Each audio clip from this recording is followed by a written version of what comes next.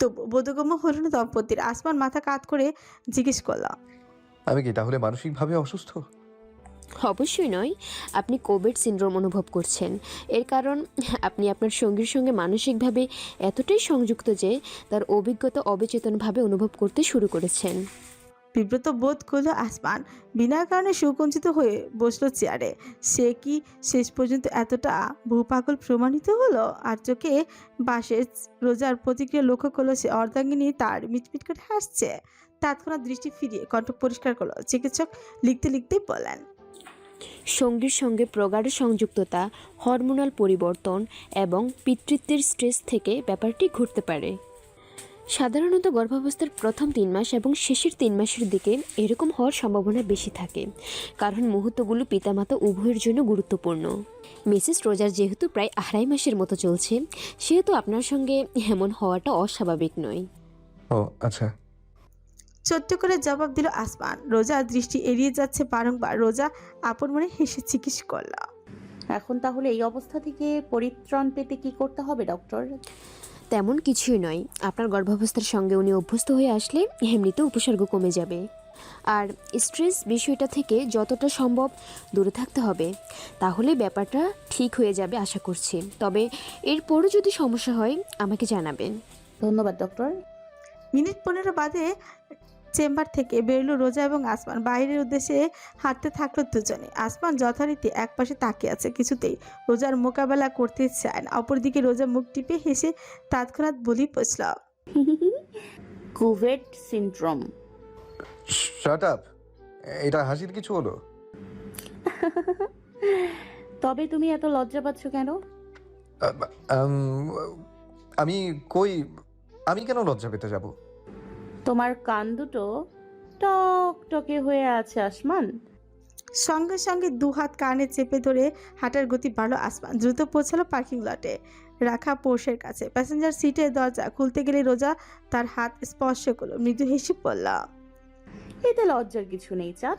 আমি তোমার মজা নিচ্ছি না, বরং প্রচন্ড খুশি অনুভব করছি। কিছুটা বিস্ময় নিয়ে ফিরে তাকালো আসমান। রোজার সন্নিকটে সরে উভয় হাত তার মুখে স্পর্শ করলো। দৃষ্টিতে দৃষ্টি মিলিয়ে বলা, আমাদের অংশকে আমি নিজের মাঝে ধারণের সময় যা যা অনুভব করছি তাই তুমিও অনুভব করতে পারছো। এর অর্থ কি জানো? এর অর্থ তুমি আমাকে এতটাই ভালোবাসো যে তোমার অবচেতন হৃদয় আমার অনুভবে আষ্টে পিষ্টে জড়িয়ে গিয়েছে। দৃষ্টি নমনীয় হলো আসমানের। মুগ্ধতা নিয়ে সে তাকালো রোজার দিকে। কপালে কপালে স্পর্শ করালো। যদি আসলে এই ঘটনাটি হয়ে থাকে তবে আমার কোনো খেদ নেই। তোমাকে অনুভব করতে পারছি, তা সুখ হোক বা যন্ত্রণা। আমাদের মধ্যকার এই সংযুক্তি অসামান্য, অতুলনীয়। হ্যাঁ চাঁদ, হ্যাঁ চাঁদ, আমাদের ভালোবাসা ঠুকনো নয়। আমাকে এতটা প্রগাঢ়ভাবে অনুভব করতে পারার জন্য তোমাকে ধন্যবাদ। অমানিসার কপালে আদর ছুঁয়ে দিল রোজা। তা শিশুটি হয়ে গ্রহণ করে নিল। সে সাবধানে অর্ধাঙ্গিনীকে গাড়িতে তুলে দিয়ে নিজেও ড্রাইভিং সিটে উঠল। স্টিয়ারিং ধরে নিরাপদ এবং আরামদায়ক গতিতে গাড়ি চালানো আরম্ভ করে খানিক ভেবে জানালো, রোজা, হুম। যা হয়েছে তা বাড়িতে কাউকে বলার দরকার নেই, বিশেষ করে নিহাতকে। ভয় পাচ্ছ নাকি? খ্যাপাবে তোমাকে ভীষণ। ওটা একটা পাগলা কুকুর, ভয় পাবো না? আসমানের স্বীকারোক্তিতে খিলখিল করে হাসতে থাকলো রোজা। লুকিং গ্লাসে প্রতিফলিত হওয়া সেই হাসির মাঝে অপলক চেয়ে রইল আসমান। এত সুখের অনুভূতি, এত উচ্ছ্বাস এবং এই পরিপূর্ণতা। কোনো দমকা হাওয়ায় সবকিছু আবার এলোমেলো হয়ে যাবে না তো? কোনো দিন না, সে হতে দিবেই না। নিজেকে শাসালো অমানিসা। ভাগ্যের চোখে চোখ রেখে মোকাবেলা করবে সে নিজের সুখের জন্য। এবার কোনো প্রকার ছাড় দেবে না কাউকে। সে যেই হোক না কেন। উপলব্ধির সঙ্গে সঙ্গে ক্রমশ শক্তভাবে স্টিয়ারিংয়ে চেপে বসলো আসমানের আঙুল সমূহ। অবচেতন টের পাচ্ছে যেন ঝড় আসন্ন। ক্যামেরা স্ট্যান্ড গুছিয়ে রেখে মাইক্রোফোন এবং লেন্সগুলো সব বক্সে ভরল অনির্বাণ। সবেমাত্র তার নতুন প্রজেক্টের একটি ভিডিও শুটিং সমাপ্ত করেছে। এডিটিংয়ের বাকি টুকটাক কার্যক্রম সমাপ্ত করে আগামী পরশু নাগাদ আপলোড করবে। আপন মনে সিদ্ধান্ত নিল সেটআপ গুছিয়ে নিয়ে নিজের স্টুডিও থেকে বেরিয়ে এলো সে। অ্যাপার্টমেন্টের কিচেনে এসে কফি মেশিনের প্লাগ ইনপুট করলো। কড়া এক মগ কফি দরকার শরীরকে সতেজ করবার জন্য। পানি গরম হতে হতে কাউন্টারে হেলান দিয়ে পকেটস্থ ফোনটি বের করে হাতে লক স্ক্রিন খুলতেই ওয়ালপেপার রোমান্টিক চেহারা ভেসে উঠল। তীক্ষ্ণ ধাঁচের চেহারা, তাতে অনুভূতিতে তৈচুম্বুর ঝাঁকুর ঝাঁকুর নয়, সামান্যতম দুর্বলতা নেই দৃষ্টিতে। রয়েছে অপার দুঃসাহস। হাতে একটি প্রজ্বলিত প্রদীপ, উচ্চ শিরে নয়নপাত। তার অন্যায়ের বিরুদ্ধে চারিপাশে বায়ুতে দোদুলমান কালো এবং বাদামির মিশেলে কেশ রাশি অভূতপূর্ব ঠেকছে। চেয়ে থাকলো অনির্বাণ। অজান্তে তার অধরে প্রস্ফুটিত হলো কোমল এক হাসির রেখা। ছবিটি আন্দোলনের সময় তোলা রমণীর অগোচরে ক্যামেরার ফিল্ম থেকে তা নিজের ওয়ালপেপারে স্থান পাবে এমনটা অনির্বাণের কল্পনাতীত ছিল। আজ থেকে কিছুদিন আগ পর্যন্ত রমণী সম্পর্কিত অভিজ্ঞতা সাংবাদিক সাহেবের নিছকই কম নয়। ইচ্ছায় কিংবা অনিচ্ছায়, নিজের মিশনের প্রয়োজনে, সত্য উদ্ঘাটনের প্রয়োজনে কিংবা নিছক বিনোদনের উদ্দেশ্যেও তার শেকড়হীন জীবনে বহু নারীর আনাগোনা ঘটেছে। অচিরেই ঝরে গিয়েছে তার মস্তিষ্ক থেকে সেই সব স্মৃতি। সূক্ষ্ম শীতে ঝরে পড়া অবধি পৌঁছাতে পারেনি, কিন্তু এই দৃপ্ত নয় না, দোলা দিয়েছে অপ্রতিরোধ অন্তরে ভীষণভাবে। মেসেজ অ্যাপসে ঢুকে অনির্বাণ মেসেজ করলাম। হেই, জাস্ট ফিনিশ শুটিং। আগামীকাল একসাথে বাঞ্চি করি, ফ্রি আছো? উত্তর এলো না। এর পরিবর্তে একটি অচেনা নাম্বার থেকে কল এলো। সামান্য শিকুচকে রিসিভ করলো অনির্বাণ। তার ক্ষেত্রে এমন অচেনা স্থান থেকে ফোন নতুন কিছু নয়। সে যে কাজে লিপ্ত আছে তাতে প্রায়শই এমন হয়েই থাকে। প্রজেক্টের সঙ্গে যুক্ত কিছু নাকি নিশ্চিত হতে চাইল অভিজ্ঞ সাংবাদিক। Hello, mister Anirban Ahmed. Yes, Anirban speaking. আপনি কে বলছেন? মিনিট দুয়েক চললো ফোন আলাপ। অতঃপর যখন পিপ পিপ শব্দে অফ করে লাইন কেচে গেল, তখন অনির্বাণের সর্বাঙ্গ থরথর করে কাঁপছে। ফোনটা হাত থেকে থাপাস করে কাউন্টারে পড়ল। কফি মেশিন অতিরিক্ত উত্তাপে গড়গড় শব্দ করছে। কোনো দিকে খেয়াল নেই তার। উদ্ভ্রান্ত দৃষ্টি স্থাপনের অস্বাভাবিক বৃদ্ধি। কিছু বুঝে ওঠার আগে হাঁটু ভেঙে এলো। কাউন্টারে ঘেঁষে বসে পড়ল অনির্বাণ। জীবনে প্রথমবারের মতন একটি যন্ত্রণাদায়ক যখন অনুভূতি অনুভব করছে সে। শেকড়ের টান, মেঘতের কুবেট সিন্ড্রোম। পেট চেপে ধরে হাসতে হাসতে মেঝের কার্পেটের এপাশ থেকে ওপাশে গড়াগড়ি কেটে চলেছে নিহাত। তার কাণ্ড কারখানায় স্তব্ধ চারুলতা আনমনেই শর্মা চিবুতে চিবুতে চেয়ে আছে। কিছুক্ষণ আগেই বাইরে থেকে খাবার অর্ডার করেছিল সে। রোজা ভীষণ করে শর্মা খেতে চেয়েছিল এবং তার স্বামীর হাতে নয়, তার দোকানটারই চাই। সকলের জন্যই তাই শর্মা এবং আমপান্না আনিয়েছে। তবে যার উদ্দেশ্যে তা আনা, সেই নিজের বর্তমানে গা গুলিয়ে ওঠার অনুভবে স্বাদের শর্মা না খেয়ে চুপটি করে বসে আছে। অপরদিকে নিহাতের বিদ্রুপের নিশানা একদম স্থির ভঙ্গিতে, দৃষ্টিতে অশনি সংকেত ঝুলিয়ে ছাদের রেলিংয়ে হেলান দিয়ে দাঁড়িয়ে আছে সে। তার হাতেও শর্মার প্যাকেট, কিন্তু সেটি পাকস্থলীতে স্থান পাওয়ার বদলে মুষ্টি মাছে ক্রমশ নির্যাতিত হচ্ছে। হেই গুডনেস, মাই গুডনেস। মানে একটা পুরুষ কোন লেভেলে বউ আসক্ত হলো, সে বউয়ের সাথে সাথে নিজেও প্রেগনেন্ট হয়ে যায়। নিহাতের কণ্ঠস্বর এবং হাসির দমক রেলিংয়ের সঙ্গে দাঁড়ানো আসমানের সর্বাঙ্গে ক্রোধ তরঙ্গ খেলিয়ে দিল। তীব্র দৃষ্টিতে তাকালো হারিকেনের মতন দেখতে কৃত্রিম লণ্ঠনের পাশে বালিশ এবং কুশনের মাঝে বসে থাকা রোজার উদ্দেশ্যে। তৎক্ষণাৎ মাথা দোলালো তার অর্ধাঙ্গিনী। বিশ্বাস করো আসমান, আমি কিছু বলিনি ওকে। এটা কোনো লুকানোর জিনিস হলো? ঢাকঢোল পিটিয়ে সারা নগরবাসীকে জানানো উচিত। এই ঐতিহাসিক কাহিনীর উপর সিনেমা তৈরি করব। ডিরেক্টর কাম প্রডিউসার নিহাদ ছিঙ্কু। সিনেমার নাম আসমানের প্রেম। একেবারে ব্লকবাস্টার হিট। আসমানের দৃষ্টি কিংবা বাকিদের নিস্তব্ধতা কোনো কিছুই নিহাতকে দমাতে সক্ষম হচ্ছে না। একটি দীর্ঘশ্বাস ফেলে আসমান চারুলতার উদ্দেশ্যে দৃষ্টি ফেরালো। সঙ্গে সঙ্গে খেকিয়ে উঠল রমণী। তুই আমার দিকে এভাবে তাকাচ্ছিস কেন? আমি কি চোর? পাচারকারী। কি? খবর পাচারকারী। থতমত খেয়ে গেল চারুলতা। আমপান্নার গ্লাসে চুমুক দিল। আসমানের দোষারোপ মিথ্যে নয়। সেদিন বিলাল রেবানকে জানানোর সময় চারু আড়াল থেকে শুনে ফেলেছিল। অবশ্য তার পক্ষে নিহাত নামক এক দস্যুর নিকট থেকে এই তথ্য গোপন করা সম্ভব হয়নি। ঠিকই তার জবানবন্দি আদায় করে ছেলেটি ছেড়েছে, সেটা কোনো মাধ্যমেই তা আর ভাববার কিংবা কাউকে জানানোর প্রয়োজন বোধ নেই। অতর্কিতে নিহাতের সঙ্গে দৃষ্টি বিনিময় হলো তার। বিনিময়ে প্রেমিক পুরুষ তির্যক হেসে চোখ টিপে দিল সকলের অন্তরালে। আমি অন্ধ নই, সবই দেখতে পাচ্ছি।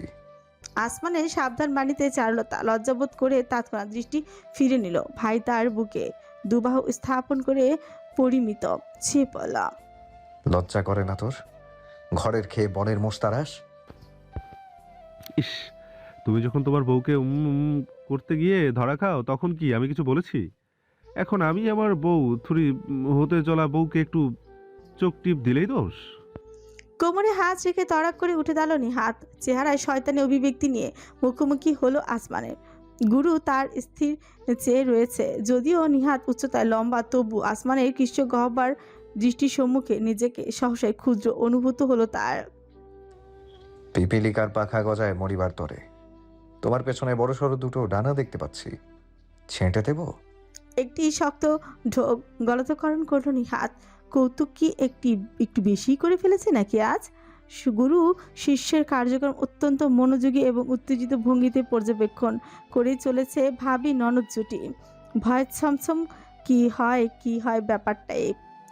শুধুমাত্র 3D চশমা এবং পপকর্নের অভাব, তা থাকলে অ্যাবসোলুট সিনেমা। আসমান মুখ ফিরিয়ে কার্পেটে এসে বসলো। হাঁপ ছেড়ে বাঁচলো যেন সকলে। একটুর জন্য রক্ষা পেয়েছে নিহাত। একদিন তুমিও বুঝবে নিহাত। আসমানের ছোট্ট বাক্যটিতে তেমন কিছু ছিল না, আবার যেন অনেক কিছুই লুকায়িত ছিল। নিজ অন্তরে তরঙ্গের উপস্থিতি টের পেলেও শিষ্য তার চুপচিক করে পাশে বসে পড়ল। কার কার সস লাগবে? ও পরিস্থিতির গাম্ভীর্য পরিবর্তন করতে রোজা বলেই বসলো। আসমান সম্মতি জানিয়ে হাতে নিল সসের প্যাকেট। রোজার দিকে চেয়ে কিঞ্চিত উদ্বিগ্ন স্বরে জিজ্ঞেস করল, তোমার এখনো খারাপ লাগছে? না, আমি ঠিক আছি যতক্ষণ না তুমি কিছু খেতে জোর করো। এই, তোমার বাবুর নাম কি রাখবা গো? নিহাত খানিক শিশুসুলভ ভঙ্গিতে প্রশ্ন করলো। তাতে রোজা এবং আসমান একে অপরের দিকে তাকালো। চারুলতা নিজের পান্নাটুকু সম্পূর্ণ করে দ্রুত কণ্ঠে জানালো, ইউ আর রাইট, আমরা বেবির নাম ঠিক করব না। যত যাই হোক, রোমানদের পরবর্তী প্রজন্মের প্রথম সদস্য বলে কথা। ছেলে হবে না মেয়ে হবে, নাকি টুইন্স, ট্রিপলেটস হলে কিন্তু মন্দ হবে না। তবে তার থেকেও বড় ব্যাপার হলো আমি মামা হব নাকি চাচা হব। চিন্তার বিষয় তো। আমি তো বিয়েতে বরপক্ষ কনেপক্ষ উভয় পক্ষে ছিলাম। মামা চাচা মিলিয়ে মাচা। চারুলতা এবং নিহাতের খুনসুটির মাঝখানে একে অপরের মাঝে দৃষ্টি মিলিয়ে চেয়ে থাকলো রোজা এবং আসমান। উভয়ের নয়নে অব্যক্ত অনুভূতিরা ফুটে উঠেছে। চিৎকার করে আপন অস্তিত্ব জাহির করতে চাইছে যেন। রোজার মৃদু প্রশান্তির কণ্ঠ সকলকে স্থির করলাম। তাকে রইল তার চাঁদ, তার বই প্রকাশের উদ্দেশ্যে। রোজা নিজের উদরে একটি হাত ঠেকালো। এখনো বিশ্বাস করতে কষ্ট হয় তার সত্যি তার মাঝে একটি প্রাণ বেড়ে উঠছে ধীরে ধীরে। প্রথমবার মা হওয়ার অনুভূতি কোনো ভাষাতেই ব্যক্ত করা সম্ভব নয় তার পক্ষে। দীর্ঘক্ষণ ভাবার পর রোজা আবেদন করলাম, আমাদের সন্তানের নাম মেঘ রাখবে? স্তব্ধ হলো সকলে।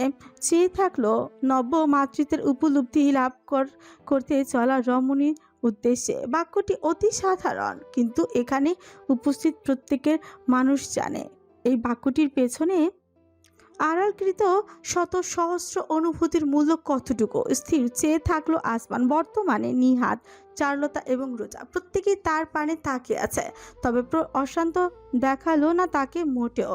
চারুলতা একটি হাত বাড়িয়ে তাকে কাঁধ ছুঁয়ে দিল। আসমানের বান্দাতা চেপে দিয়ে সামান্য হাসলো, অতঃপর স্ত্রীকে মোকাবেলা করলো। না। ছোট্ট একটি শব্দ, অগণিত অনুভব খচিত। আমার জীবনে মেঘের অস্তিত্ব একটি থাকুক রোজা, ঠিক যেমনটা ছিল তার জন্মদাত্রী চিত্ররেখা। সম্মতিতে মাথা নুয়ে নিল রোজা। বিড়বিড় করল, ও দুঃখিত, হয়তো তোমার অনুভূতি বুঝতে ব্যর্থ হয়েছি। আসমান নিজের একটি হাত বাড়ল রোজার চিবুক স্পর্শ করে মাথা তুলে নিজের দৃষ্টির সঙ্গে মেলাতে বাধ্য করলো, অতঃপর জানালো, এই সংসার তোমার রোজা। আমার অনুভূতির এতটাও চরম মূল্য দেওয়ার কোনো প্রয়োজন নেই। আমার অতীত আমার মাঝে আছে এক গোপন বাক্সে বন্দী, যাতে প্রবেশের সত্ত্বাধিকার আমি ব্যতীত কারণে, তোমারও না। সামান্য থামলো আসমান, পরবর্তীতে যুক্ত করল। তার অর্থ এই নয় যে তোমাকে নিঃস্বার্থভাবে সবকিছুতে মানিয়ে নিতে হবে। আমি তোমাকে স্ত্রী হিসেবে গ্রহণ করেছি রোজা, তার সঙ্গে এক নতুন জীবনকে। তুমি তোমার গর্ভে বেড়ে ওঠা অস্তিত্ব আমার অস্তিত্বের সঙ্গে ওতপ্রোতভাবে জড়িয়ে আছো। বর্তমানের ছায়া যেমন আমি অতীতে পড়তে দিতে চাই না, ঠিক তেমনি চাই না অতীতের মহিমা আমার বর্তমানকে তুচ্ছ প্রমাণ করুক। তুমি এবং আমার অংশ, আমার বর্তমান, আমার প্রেরণা এবং বেঁচে থাকার কারণ। তোমাদের আমি অন্য কোনো তুলনায় কোনো দিনও দাঁড়িপাল্লায় তুলব না। হৃদয়ে এক শীতল শান্তিময় আবেশ ছেয়ে গেল রোজার। শুধুমাত্র তারই নয়, আসমানের প্রতিটা বক্তব্য নিহাত এবং চারুলতাকেও বাকরুদ্ধ করে দিয়েছে, যেন বুঝিয়ে দিয়েছে জীবনে কোথায় কতটুকু পর্যন্ত গেলে কিভাবে সীমারেখা টানতে হয়। আসমান এবং রোজার সম্পর্ক যেন তাদের প্রতিনিয়ত নতুন নতুন জীবন পাঠ পড়ায়। অবশেষে হাসলো রোজা, আসমানের হাতটি নিজের কপালে চেপে ধরল, বলল, ধন্যবাদ চাঁদ। তাহলে কি নাম রাখা যায়? গম্ভীরতা দূর করে চারুলতা প্রশ্ন করলো উত্তেজনায়। রোজা মাথা হিলিয়ে জানালো, সেক্ষেত্রে ভাবতে হবে, ভাবছি বাবাকে বলতে হবে, উনি অনেক সুন্দর নাম রাখতে জানেন। ইয়েস, ড্যাড অনেক ভালো লিখেছে। আমি বারবার প্রশংসা পেয়েছি আমার নামের জন্য। পূর্ণিমা। অতর্কিতে উচ্চারণ করলো আসমান। রোজা বিহ্বল হয়ে তাকাতে মৃদু হেসে ব্যক্ত করলাম, আমি ভেবেছি মেয়ে হলে নাম রাখবো পূর্ণিমা। চাঁদ, জ্যোৎস্নার পূর্ণিমা। আপন মনে বিড়বিড় করলো রোজা, আবেগে কম্পিত হলো তার অন্তর। ইচ্ছা হলো হৃদয় রাজের আলিঙ্গনে নিজেকে লুটিয়ে দিতে, কিন্তু আশেপাশে মানুষের অস্তিত্ব তাকে নিবারণ করলো। আসমানের উদ্দেশ্যে চেয়ে সে যেই না কিছু উচ্চারণ করতেই যাবে, অমনি ছেলে হলে কি তাহলে নাম অমাবস্যা রাখবে? নিহাদের বক্তব্য বিশ্রীভাবে হস্তক্ষেপ ঘটালো আবেগময় পরিবেশে। তার তেতে উঠল আসমান, ভ্রু কুঞ্চিত করে তীক্ষ্ণ দৃষ্টিতে তাকালো শীর্ষের দিকে। শিহরণ অনুভব করলো নিহাত, আমতা আমতা করে বলল, চাঁদ, জ্যোৎস্না, সূর্য, পৃথিবী, পূর্ণিমা, এটা সংসার নাকি বিজ্ঞান বইয়ের আমাদের মহাবিশ্ব অধ্যায়? ঠিক করে হেসে উঠল রমণীগণ। মুষ্টিবদ্ধ হলো আসমানের হাত। চেহারায় এমন এক অভিব্যক্তি প্রকাশিত হলো যেন জীবনের প্রতি সম্পূর্ণ হতাশে। নিহাদের সঙ্গে তর্কের কোনো অর্থই হয় না। প্যাকেট খুলে সস ঢেলে দ্রুত শর্মাতে মনোযোগ দিল। তক্ষণই ঘটল বিপত্তি।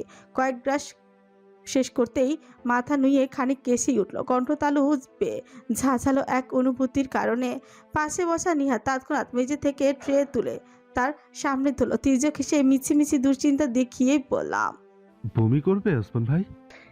নিজের কপালে নিজে চাটি দিল চারুলতা। শেষ নিহাত অবশেষে নিজের কফিনে শেষ পেরেকটা ঠুকেছে। দৃশ্যমান ভাবে যেন আসমানের ধৈর্যের সুতাখানি টস করে ছিঁড়েই যেতেই দেখা গেল পাশে কেচি হাতে হাসতে হাসতে দাঁড়িয়ে থাকা এবং একমাত্র এর কারিগর নিহাত। পিনপতন রুদ্ধশ্বাস, এক নীরবতা। আসমান ভাই। নিহাদের ঘাড়ে চেপে বসলো আসমানের বলিষ্ঠ হাত। এক সজোরে টানে বসা থেকে সোজা করে দাঁড় করিয়ে ফেলো সে বান্ধাকে। অতঃপর টেনে হেসে নিয়ে চলো রেলিংয়ের ধারে, ঠিক যেন অবাধ্য বিড়াল ছানাটাকে জোরপূর্বক ঘরে ঢুকানোর চেষ্টা করা হচ্ছে। না না আসমান ভাই, আমি তো শুধু চিন্তা করছিলাম, আফটার অল তুমি কুফেট। এক ধাক্কায় রেলিংয়ে ঠেকলো নিহাত। বেসামাল হয়ে তার অর্ধেকাংশ ঝুঁকেই গেল একেবারে বাইরে। শুধুমাত্র আসমানের একটি হাত পাকড়াও করে রাখলো তার বাহু। হৃদযন্ত্র ছলকে উঠল তার, করুণ দৃষ্টিতে চাইল।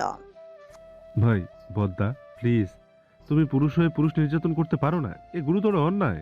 আসমান, রোজা এবং চারুলতাও ছুটে এলো তাকে রোখার উদ্দেশ্যে, কিন্তু দুই রমণী চেষ্টায়ও সামান্যতম চলল না হিমালয়। ওইভাবে সেই হুমকি স্বরূপ নিহাতকে ধরে রাখলো। এই বুঝছি ছাদ থেকে ফেলে দেয়। মাফ চাও গলগণ্ড কোথাকার, মাফ চাও।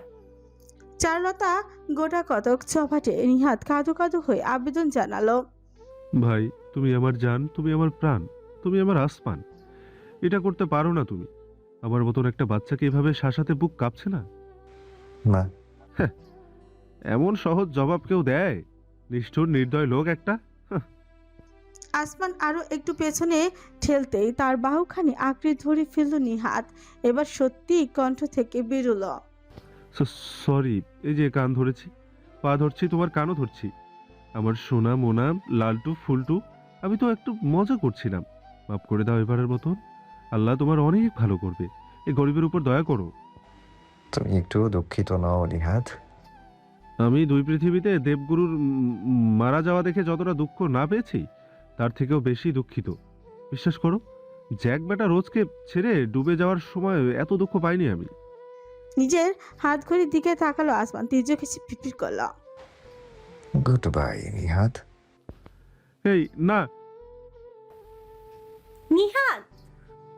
রমণী যুগলের চিৎকার এবং বান্দার অসহায় আর্তনাদ সবকিছুই উপেক্ষিত হলো আজ। আসমানের একটি ধাক্কায় ছিটকে গেল নিহাদ রেলিং থেকে। অনুভব করলো সে পড়ে যাচ্ছে ক্রমশ নিচের দিকে। উপরে তার ঘাতক তীর্যক হেসে চেয়ে আছে। চারুলতার দিকে নজর পড়ল। এই কি সমাপ্তি! যেন বিদায় জানালো নিহাদ প্রেয়সীকে এক ফোঁটা অশ্রু বিসর্জন দিয়ে। কিন্তু অন্তিম মুহূর্তে চারুলতার দৃষ্টিভঙ্গিতে তার আবেগ অনুভূতি ছিন্ন ভিন্ন হয়ে গেল। উপলব্ধি করলো নরম গদির মতন কিছুর উপর থাপাস করে পড়েছে সে। সামান্যতম ব্যথাও অনুভূত হলো না। কি হলো ব্যাপারটা? নিজেকে নিহাত আবিষ্কার করলো বেশ কত তুলো এবং কুশনের বিস্তৃত ম্যাটের উপর। এসব মাত্রই এখানে এনে রাখা হয়েছে। মেঘো তীরে বেশ কিছু আসবাব এবং প্রয়োজনীয় জিনিসের কাজের জন্য আজ আনা হয়েছে তা। তুলোর আস্তরণের উপর কোনোই ভর দিয়ে আশেপাশে তাকালো নিহাত দ্বিধান্বিত ভঙ্গিতে। কয়েকজন কারিগর ফ্যাল ফ্যাল করে চেয়ে আছে, ভাবছে খোদার কুদরতে কোথা থেকে উড়ন্ত মানুষ এসে পড়েছে এখানে। কি দেখছিস? কাজে যা। খেকিয়ে উঠল নিহাত। তাতে কারিগর চম্পট দিল সহসায়। বিরস মুখে উঠে দাঁড়িয়ে উপরে তাকাতে ছাদে কারো অস্তিত্ব দেখতেই পেল না। কয়েক মুহূর্ত ভীষণ ক্রোধ হলো, পর মুহূর্তে হাসির ধমকে প্রকম্পিত হলো সর্বাঙ্গ। এক মুহূর্তের জন্য তাকে দ্বিধাদ্বন্দ্ব ভীতির অনুভূতির রোলার কোস্টারে খুঁড়িয়ে এনেছে আসমান। এই জন্যই সে তার গুরু। হাসতে হাসতে সামনে চাইতো দ্রুত পদক্ষেপ মেঘতির থেকে চারুলতাকে বেরিয়ে আসতে দেখল সে। রুদ্রমূর্তি ধারণ করে আছে প্রিয়তমা তার। নিজেকে প্রস্তুত করলো পান্তা আরেক দফা লড়াইয়ের উদ্দেশ্যে। সিঁড়ি বেয়ে নিচতলায় নেমে এসেছে আসমান। তার বাহুতে বসে আছে রোজা। ভারসাম্য রক্ষায় ঘাড় জড়িয়ে রেখেছে। তাকে বক্ষ মাঝে আগলে নিয়ে অতি সন্তর্পণে সিঁড়ির এক একটি ধাপ অতিক্রম করছে অমানিসা। রোজা তার কাঁধে মাথা গুজে মিটমিট করে হাসছে। নিহাত বেচারার সঙ্গে এমনটা না করলেও পারতে। এক সেকেন্ডের জন্য আমিও ভেবেছিলাম তুমি পাগল হয়ে গিয়েছো। ভালোই অভিনয় জানি, তবে বলো। উত্তরে হাসলো রোজা, আলিঙ্গনের জোর বাড়িয়ে বলল। তা মিস্টার, আমাকে এভাবে কোলে তুলে নিয়ে আসার অর্থ? আমি হাঁটতে জানি। কোনো জবাব নেই। অন্তিম ধাপের নিকট পৌঁছে গিয়েছে আসমান। এক্ষুনি এমন হম্বিতম্বি করছো, অবস্থা আরও পরিবর্তিত হবে। সত্যিই নড়াচড়া হাঁটা চলায় সমস্যা হবে, তখন কি করবে? এর চেয়ে শতগুণ করব। সোজা সাপটা জবাব স্বামীর। তাতে অদ্ভুত সুখ অনুভব করল অর্ধাঙ্গিনী। মুখ গুজে দিল কাঁধে। আসমান তাকে নিয়ে গিয়ে কিচেন কাউন্টারে সাবধানে বসালো। উদরে স্নেহের স্পর্শ থেকে বিড়বিড় করল। তুমি আজ একদমই কিছু খেতে পারছো না রোজা। এভাবে করলে হবে না। তুমি একা নও, তোমার অভ্যন্তরে আমাদের অংশ বেড়ে উঠছে। কি করব, শরীর তো সয় না। রোজার কপলে হয়ে ছুঁয়ে আসমান তার অধরে আলতো চুমু খেয়ে বলল। আমি খানিকটা স্যুপ বানিয়ে দেই। সম্মতি জানালো রোজা। আসমান তাদের মৃদু হেসে কাজে লেগে পড়ল। কিচেন অ্যাপ্রন গায়ে জড়িয়ে হাত ধুয়ে সবজি বের করে নিল। একটি সিরামিকের পাত্রে কিছুটা পানি ফুটাতে দিয়ে চপিং বোর্ডে সবজি কেটে নিল খানিকটা। চিকেনের পিস সিদ্ধ করে পানিতে মিশিয়ে সবজি ঢেলে একেবারে হালকা লবণ এবং সামান্য মশলা দিল। কিছুটা সুইট কর্নও মেলালো। টোস্টারে পাউরুটি টোস্ট করে একটি প্লেটে রাখলো। সঙ্গে নিল কিছু শুকনো ক্র্যাকার। স্যুপ হয়ে প্রায় এসেছে।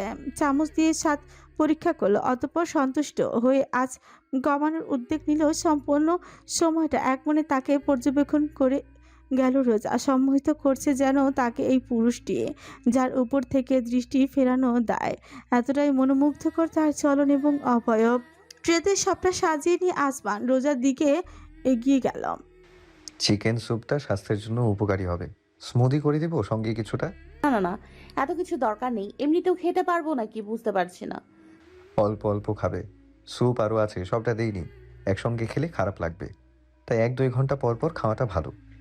তার আগে ক্র্যাকার খাও কিছুটা, গা গুলাবে না আর। রোজা আসমানের মুখপানে চেয়ে বিস্মৃত হাসল। তোমার অভিজ্ঞতার তুলনা হয় না। আসমান একটি স্টুল টেনে এনে রোজার বিপরীতে বসল। ক্র্যাকার তার হাতে দিয়ে স্যুপের বাটিতে চামচ নাড়তে নাড়তে বলল, হয়েছে, এবার খাও। খাইয়ে দেবে তুমি? কি? অতি উৎসাহে আসমানের হাত থেকে খেতে আরম্ভ করলো রোজা। তার উৎফুল্ল অভিব্যক্তি লক্ষ্য করে আপন মনে হাসলো আসমান। জীবনের এতটা সুখ তার কপালে শোভে তো এই রমণী যে তার অমানিসায় ঘেরা জীবন তৃপ্তিতে পরিপূর্ণ করেছে, তাকে অন্তিম লগ্ন পর্যন্ত রক্ষা করতে পারবে তো? আসমানের মুখভঙ্গিতে পরিবর্তন নজর এলো না রোজার।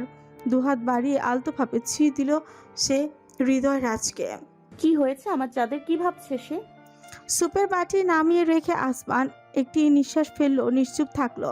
তাতে চিন্তিত হয়ে রোজা আদর বুলিয়ে নমনীয় কণ্ঠে শুথল, বলো আমায় চাঁদ, কোন চিন্তা তোমায় এভাবে পীড়া দিচ্ছে? জ্যোৎস্না, মুখ তুলে তাকালো আসমান। রোজার দৃষ্টিতে দৃষ্টি মিলালো। চলচলে এক অনুভব তাতে ভাসমান। একটি শক্ত চোখ গেল। আসমান বিড়বিড় করলো, যদি আমার অংশ আমাকে দেখে ভয় পায়? প্রশ্নটি তীক্ষ্ণ ফলার মতন বিদ্ধ হলো রোজার অন্তরে। আবেগের জলোচ্ছ্বাস ভাসিয়ে নিল হৃদয়াঙ্গন। স্থির চাইল সে আসমানের মুখপানে। অথরে দুপাশ জুড়ে অমানবিক বিভীষিকার দাগ, দগদগে স্থায়ী চিহ্ন, বর্বরতার সাধারণ মানুষ মাত্র দৃষ্টি ফিরিয়ে নেওয়ার মতন অশুভতা, যার কলঙ্ক জুড়ে। আসমান মাথা কাত করলো। এক শিশুর তুল্য দ্বিধাদ্বন্দ্ব তার নয়ন জুড়ে। ভয়? অবশেষে উচ্চারণ করলো রোজা। ছুঁয়ে দিল চাঁদের কলঙ্ককে অতি যত্নে। প্রতিটা স্পর্শ তার রোমকূপ জুড়ে শিহরণ খেলিয়ে দিল। আসমানের ভগ্ন কণ্ঠে ব্যক্ত করল, আকুর এই পৃথ্বীর হৃদয় যদি আমায় দেখে মুখ ফিরিয়ে নেয় অংশ, তবে সেদিনই মৃত্যু ঘটবে এই জর্জরিত অস্তিত্বের। নিজের অংশকে এতটাই ঠুকনো মনে হয় তোমার? তেজস্বী অর্ধাঙ্গিনীর বক্তব্য সামান্যতম দুর্বলতার ছাপ নেই তাতে। আসমানের দুহাত সে নিজের অদরে চাপলো, আত্মবিশ্বাসী সুরে জানালো, যে আসছে সে আমার সন্তান আসমান। তুমিই বলেছিলে না স্বয়ং পরাশক্তিধরকে বশ করেছি আমি? তবে আমার সন্তান কেন পারবে না বাস্তবতাকে মোকাবেলা করার মতন ক্ষমতাশালী হতে? এক দৃষ্টি চেয়ে থাকলো আসমান। তার কপল জুড়ে নির্ভরতার স্পর্শ চেয়ে গেল রোজার। ও তোমার সন্তান, তুমি কিলিং মেশিন। ক্ষমতাকে টেক্কা দেওয়ার মতন দুঃসাহসী চিত্তের অধিকারীর সন্তান। তোমার মুখশ্রী তার ভীতি নয়, অহংকার বোধের কারণ হবে। জন্মদাত্রী হিসেবে সুনিশ্চিত আমি। আসমানের কপালে এলোমেলো ছড়িয়ে থাকা কেশগুচ্ছ সরিয়ে গাঢ় চুমুন এঁকে দিল রোজা। পিড়পিড় করল, তোমার আমার সন্তানকে এমন অপমান করো না যে শুধুমাত্র আগমনের বার্তাই তোমার ভাগ্যের অভিশাপকে গুড়িয়ে দিতে পারে। সে নিজের জন্মদাতার অসম্পূর্ণতায় কোনো দিন মাথা নোয়াবে না। প্রথম দর্শনে সে নিজের দৃষ্টি ফেরাতে পারবে না কোনোদিন। এতটাই অতুলনীয় তার পিতা। রোজা, আর কোনোদিন এমন কথা মুখেও আনবে না আসমান। ভুলে যেও না তোমার অংশ তোমার মহিমায়িত। সম্ভব হলো না আসমানের পক্ষে উঠে দাঁড়িয়ে রোজাকে আলিঙ্গন করলো নিজের মাঝে। রোজাও নিজের বিলীন ঘটালো। সুখের প্রশান্তিতে ছেয়ে দিল অমানিসাকে। সবসময় আমার পাশে থাকার জন্য, আমার ভীতিগুলোকে ঢাল হয়ে মোকাবেলা করার জন্য তোমাকে ধন্যবাদ জ্যোৎস্না। যতবার নিজেকে হারিয়ে ফেলবে ততবার তোমার অস্তিত্বকে টেনে তুলবো আমি চূড়ান্ত শিখরে। ভালোবাসি রোজা, ভালোবাসি আমার জ্যোৎস্না, ভালোবাসি আসমান, ভালোবাসি আমার চাঁদ। মুখ তুলে অর্ধাঙ্গিনী অধরে অধর মেশালো আসমান। অনুভূতির বিনিময়ে ক্রমশ সুখের আবেশে ছেয়ে গেল তাদের অস্তিত্ব। আসমানের কাঁধে দুহাত জড়িয়ে নিকটে টেনে নিল রোজা। অপরদিকে তার উদর জুড়ে রক্ষিত ভঙ্গিতে স্থাপিত হলো অমানিসার দুহাত। রক্ষা করবে সে, কিছুতেই হারাবে না। হৃদয়টা বড্ড কু রাখছে আজকাল। নিজেকে হারানো চলবে না, কিছুতেই লড়তে হবে নিজের সুখের তরে, নিজের পরিবারের তরে। তাকে লড়াই করে যেতে হবে। রক্ষক সে তার জ্যোৎস্না এবং অংশের। পরদিন মেরিডিয়ান ভার্সিটি। ন্যায় বিচার সুনিশ্চিত এবং বাক স্বাধীনতা প্রতিষ্ঠার উদ্দেশ্যে মিডিয়ার অবদান ব্যাপক। বাস। জ্যোতি চিহ্ন দাড়ি ব্যবহার করে বাক্যটি সমাপ্ত করে চেয়ারে হেলান দিল রোজা, দুবাহু শূন্যে তুলে স্ট্রেচিং করলো খানিক, অতঃপর পরীক্ষার খাতা খানিক নেড়ে চেড়ে সব ঠিকঠাক নিশ্চিত করে জমা দিল। অতঃপর ভার্সিটির ক্যাফেটেরিয়ার দিকে এগোলো। অভ্যন্তরে ঢুকতেই চেনা পরিচিত মুখগুলো তাকে সালাম দিল একে একে। এমনকি এমনও শিক্ষার্থী রয়েছে যাদের সে ব্যক্তিগতভাবে চেনে না, তবুও তাদের অভ্যর্থনায় কমতি নেই। ক্যাফেটেরিয়ার স্টাফরাও তার সঙ্গে সম্মানজনক ব্যবহার করে। আন্দোলনের পর ভার্সিটিতে রোজার অবস্থান একজন শিক্ষার্থী নেতৃত্ব হিসেবে বেশ পাকাপোক্ত হয়েছে। ক্যাফেটেরিয়ার এক পাশের টেবিলে অভিষেক এবং আরিয়ানকে নজরে পড়ল তার কিছুক্ষণ আগে পরীক্ষা দিয়ে বেরিয়েছে তারা। বর্তমান ল্যাপটপে ঝুঁকে কিছু দেখছে। রোজাকে লক্ষ্য করে বিস্তর হাসলো আরিয়ান, হাত নেড়ে বলল, আরে রোজা আপু, আসো বসো। উঠে দাঁড়িয়ে চেয়ার টেনে দিল অভিষেক। রোজার গর্ভধারণ সম্পর্কে তারা অবহিত, শুধুমাত্র তারা এবং সাবিহা, এই তিনজনই। প্রত্যেকেই এই উপলক্ষে ট্রিট দিতে হয়েছে রোজাকে। সে বসতে বসতেই কফি এবং বার্গার পরিবেশন করা হলো। নিজের প্লেটটি রোজার দিকে এগিয়ে দিল আরিয়ান। তোমার ক্ষুধা লেগেছে নিশ্চয়ই, এটা খাও, আমি আরেকটা অর্ডার করি। বাইরের খাবার এড়িয়ে যাওয়া হচ্ছে ভাই, তুমি খাও, সমস্যা নেই, আমি বাসায় ফিরে খাবো। ও হ্যাঁ, তাই তো, এটা স্বাস্থ্যকর নয়। সরি। আরিয়ান প্লেট দিকে টেনে নিল। রোজা মুচকি হেসে জিজ্ঞেস করলাম, পরীক্ষা কেমন হয়েছে? ভালোই, সিজিপিএ ঠিক থাকলেই হয় এখন। অভিষেক জবাব দিল। রোজা মাথা কাত করে কৌতুকের স্বরে জানালো, না হলেও সমস্যা নেই, তোমাদের বিয়ের জন্য পাত্রীর অভাব হবে না, জাতীয় বীর তোমরা। তার কথা শুনে খুকুক করে কেসে উঠল আরিয়ান। রোজা মিথ্যা কিছুই বলছে না। ভার্সিটি বেশ জনপ্রিয় দুজন ছাত্রে পরিণত হয়েছে আরিয়ান এবং অভিষেক। আরিয়ানের শিশুসুলভ এক সুদর্শন চেহারা এবং 6 ফুট লম্বাটে অবয়ব রমণীদের নিকট আকর্ষণীয় বচে। এইসব ব্যাপার নিয়ে অভিষেক এবং রোজার ছেলেটাকে নিত্য খোঁচা দেয়া, গল্প গুজব হাসি ঠাট্টার মাঝে বেশ খানিকটা সময় অতিবাহিতই হলো। তারপর রোজার ফোন বেজে উঠল। স্ক্রিনে নামটি লক্ষ্য করে রিসিভ করলো সে। হ্যালো অনির্বাণ, বলুন। রোজা, এক মুহূর্ত বিরতি, তারপর অনির্বাণ আহমেদ কণ্ঠ জানালো, একটা বিষয় আপনার সঙ্গে একটু কথা বলার ছিল। ও, কোন বিষয়? কিছু নতুন ও পুরাতন প্রজেক্টের ব্যাপারে আপনার মতামত জানতে পারলে আমার জন্য সুবিধা হতো। সময় হবে কি? আচ্ছা, ক্যাফে লো ফাইতে আসুন। উহুম, আমি এই মুহূর্তে হোটেল ইনফোতে রয়েছি। আমি কেবিন নাম্বার আর ডিটেল পাঠিয়ে দিচ্ছি, আপনি আসুন। ঠিক আছে। ফোন কেটে আরিয়ান এবং অভিষেক বিদায় জানিয়ে উঠল। রোজা বাইরে এসে গাড়িতে চেপে বসলো। হাবিব তাকে নিয়ে গেল হোটেলটিতে। প্রতিমতে অনির্বাণের অতর্কিত তলব সম্পর্কে ভাবল রোজা। খুব একটা অবাক হয়নি, কারণ আন্দোলনের পর থেকে এমন বিভিন্ন বিষয় অনির্বাণ আহমেদের সঙ্গে তার আলাপচারিতা হয়েছে। মিডিয়া টকশোগুলোতে একসাথে অংশ নিয়েছিল তারা। পার্কিং লটে গাড়ি থামাতে বাইরে বেরিয়ে হোটেল অভ্যন্তরে প্রবেশ করলো রোজা। উচ্চ 5 তারকা হোটেল এটি। অনির্বাণের কথা বলতেই তাকে পথ বলে দেওয়া হলো। এলিভেটরে চেপে রোজা কিঞ্চিত বিস্মিতই হলো। সাধারণত 5 তারকা হোটেলগুলোর সার্ভিস অত্যন্ত ভালো হওয়ার কথা, কারো না কারো তাকে কেবিন পর্যন্ত পৌঁছে দেওয়াই স্বাভাবিক ছিল। পরবর্তীতে ভাবলো অনেক হোটেলেই অতিথিদের প্রাইভেসি ভঙ্গ করে না, তেমন কিছু হতে পারে। ভাবতে ভাবতেই সে 15 তলায় পৌঁছলো। রুম নম্বর 1502 এর সামনে এসে থামলো। কলিং বেলের ব্যবস্থা রয়েছে, সেটাই চাপলো। বিনা কারণে স্পন্দন বৃদ্ধি পেল রোজার। এখানে মনে হচ্ছে কোথাও যেন একটা কিন্তু রয়ে গেছে, কিন্তু সেটা কে? ভীষণ অস্থির লাগছে, স্মরণে আনতেই পারছে না। সম্পূর্ণ পরিস্থিতি পর্যালোচনায় সময় প্রয়োজন তার। ঠিক তখনই খুট করে দরজা খুলে গেল অনির্বাণের স্বাভাবিক চেহারা নজরে। Please come in. কণ্ঠটা অত্যন্ত নিষ্প্রাণ শোনালো, ফোনের তুলনায় একেবারেই ভিন্ন। আপনি ঠিক আছেন অনির্বাণ? জবাব এলো না। দরজা ছেড়ে দিয়ে রোজাকে প্রবেশের সুযোগ করে দিল সাংবাদিক। ভেতরে ঢুকলো রোজা। সহসা এক উপলব্ধি গ্রাস করলো তাকে। হোটেল ইনফ্রারে সম্পর্কে কিছুদিন আগে একটি তদন্তভিত্তিক ডকুমেন্ট প্রকাশ করেছিল অনির্বাণ। মালিকপক্ষের ট্যাক্স ফাঁকি দেয়া এবং অবৈধ স্থান দখল করে নিষিদ্ধ গাম্বালিংয়ের চর্চা সম্পর্কে। ইনফ্রারেতে তার থাকার প্রশ্নই আসে না। এক লহমায় উল্টো ঘুরল রোজা, ছুটল প্রাণপণে বেরোবার উদ্দেশ্যে। হাত আঁকড়ে ধরল ফোন। উদ্দেশ্য এমার্জেন্সি। ডায়াল নাম্বারে আসমান এবং হাবিবকে ফোন। কিন্তু সামান্য দেরি হয়ে গেল উপলব্ধিতে। দরজা আটকে দিয়ে পথ রোধ করে দাঁড়িয়েছে অনির্বাণ। শান্ততার অভিব্যক্তি রোজার পানে ঘুরে সে বিড়বিড় করল, আই এম সরি রোজা। ও mouse caught in the tap.